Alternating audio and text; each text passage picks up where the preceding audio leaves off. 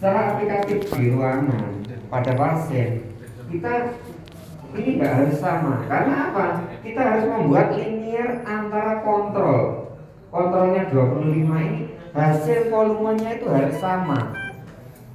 Jadi tidak naik turun, harapan seperti itu. Jadi waktu pasien nafas spontan, di waktu ekspirasi dari mesin ini, volumenya nanti yang dihasilkan juga sama.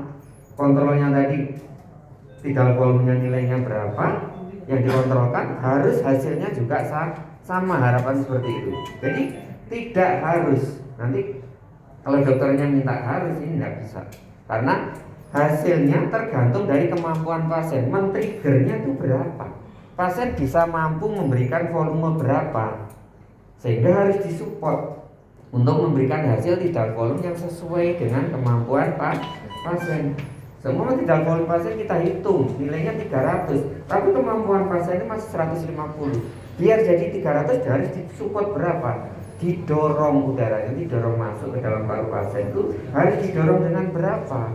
Walaupun kontrolnya tadi menggunakan tidak volume ini 160 seperti ini. Ini enggak, nilainya harus disesuaikan. Ya, ini yang keluar 158 seperti ini. Waktu supportnya berapa?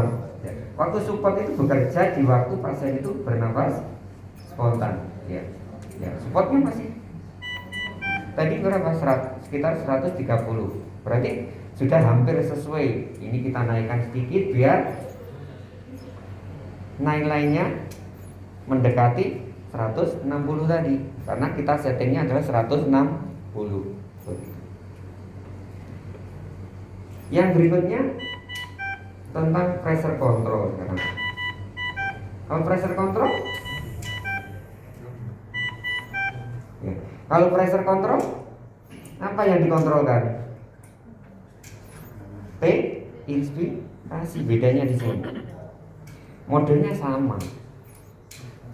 Kontrolnya, menunya yang diberikan ke pasien adalah tekanan. Kalau yang volume tadi yang diberikan adalah volume.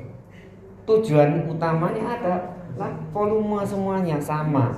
Tapi digunakan untuk pasien apa pressure? Biasanya adalah komplain parunya, daya regang parunya atau resistensi parunya itu, jalan masuknya udara itu susah, butuh tekanan. Biasanya digunakan pada pasien-pasien dengan gangguan paru.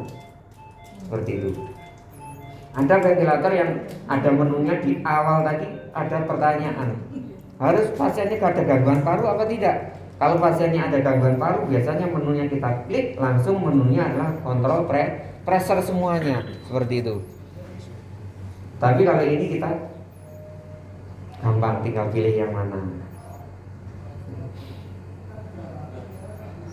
Ya, ini masih ada PIP sama seperti materi kemarin, ada P, inspirasi. Tidal volumenya nggak ada. Tadi di sini kan tidal volume. Ya, bedanya di situ aja. Yang tadi di sininya nggak ada. Adanya tadi PIP. Ya. Bedanya di situ prinsipnya. Ya. Terus apa bedanya dengan PC BPAP? Kalau PC BPAP di sini, bedanya di mana? Bedanya di delta, seperti SMP tadi. Cuman bedanya apa? Ya.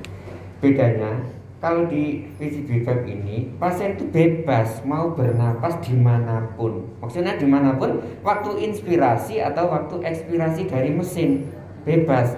Jadi nggak ada fighting, nggak ada tubrukan antara pasien dan mesin, nggak ada tubrukan, bebas, lebih rileks pasiennya, nyaman. Ya. Terus bagaimana? Nanti akan ada trauma apa enggak? Ya. Ini sudah rilis, sudah diberikan nilai yang aman untuk pasiennya. Jadi tidak akan terjadi baru trauma kalau kita melakukan setting P inspirasinya bagus, tidak terlalu tinggi. Maksudnya terlalu tinggi berapa? Karena tekanan maksimal di paru kita, di alveoli itu adalah 40 mm Hg. Berarti nggak boleh lebih di situ. Kita mainnya kalau di ventilator kita cuma main sekitar 35 mm Hg. Mainnya di situ. Yaitu menu-menunya seperti itu. Kalau sudah seperti ini, nanti akan pindah ke menu spontan. Jadi proses winning seperti itu. Jadi kalau ini kan masih ini volume, kemudian pressure seperti itu. Ada ventilator yang menunya sudah berurutan dari kontrol, kemudian assembly, terus support, kemudian spontan. Ada yang menu seperti ini masih loncat-loncat yang seperti ini. Ya, jadi menunya awalnya kalau kita melakukan setting, menyiapkan ventilator itu adalah menunya kontrol dulu. Biasanya menggunakan menu apa? Kontrol pressure apa volume? Biasanya kalau belum ada pasien kita menggunakan menu volume, karena harapannya volumenya itu sesuai. Kita melakukan kalibrasi itu menggunakan volume. Jadi volumenya sesuai, volume yang kita berikan dengan volume ekspirasinya akan sesuai. Harapannya seperti itu. Ya. Jadi waktu kalibrasi itu menyesuaikan. Oh, kita tadi mengontrol volumenya tadi 160. Keluarnya itu harapannya adalah juga sesuai. Ya. Itu dipengaruhi oleh apa?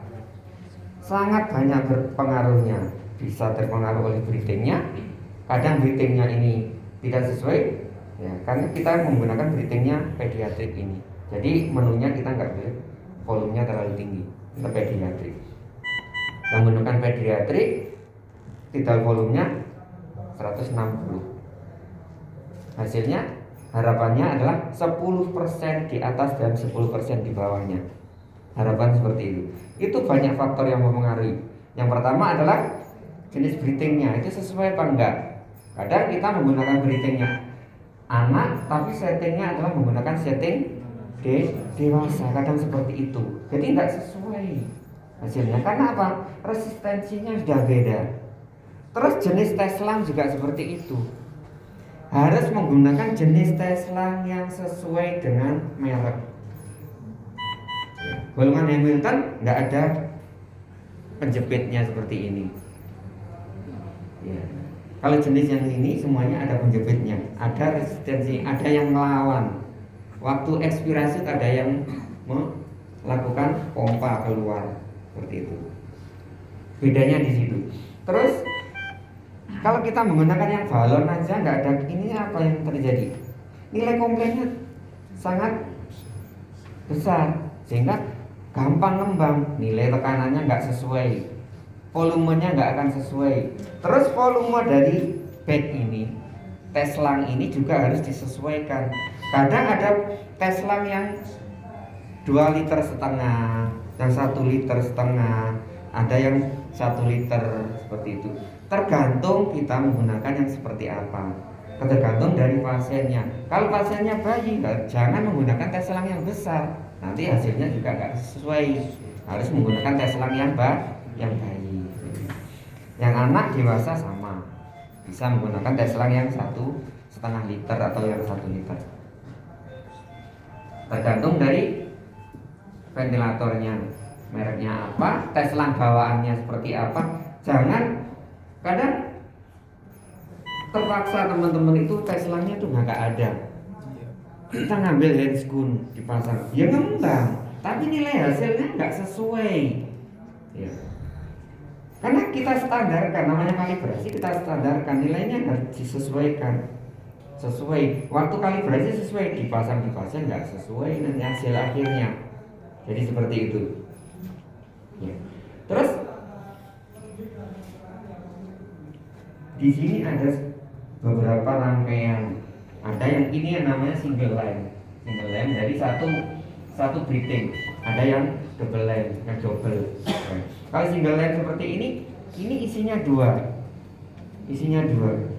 selang di dalamnya ini. Ya. Biasanya kalau single line ini dipergunakan untuk transport, tidak ribet seperti itu. Jadi kalau di ruangan seyogianya yang menggunakan double line karena dia berbesar. Kalau single line seperti ini akan mempengaruhi grafik juga.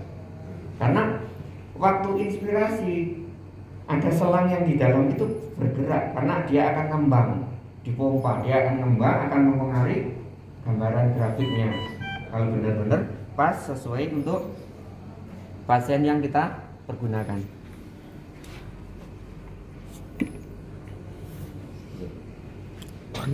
Terus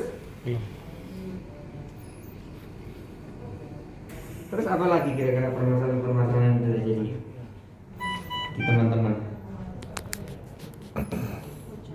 Monggo silakan. kebocoran. Jadi kebocoran itu bisa dibaca waktu kita melakukan kalibrasi tadi. Nah, kebocoran itu di mana? Banyak terjadi kebocoran, kemungkinan kebocoran bisa di sini terjadi leakage. Ini lemnya itu kadang nggak rapet, ini bocor. Jadi kalau tes kebocoran kita gimana tesnya? Kita cek dulu dari inspirasi dulu, biar gampang. Kalau kita mau ngecek semuanya, ya kita tutup di sini. Waktu kalibrasinya kita tutup. Waktu kalibrasi itu ada kebocoran. Bocornya di mana? Seperti itu. Kita cari, kita urut. Berarti sumber utama pompa ini dari mana? Dari inspirasi. Kita cek dari inspirasi. Dari mana pecahnya? Kemungkinan bisa dari sambungan-sambungan di sini. Kalau pakai chamber kemungkinan dari selang chambernya. Terus ada heater wire-nya itu kadang kejepit waktu masang selangnya ini. Kadang masang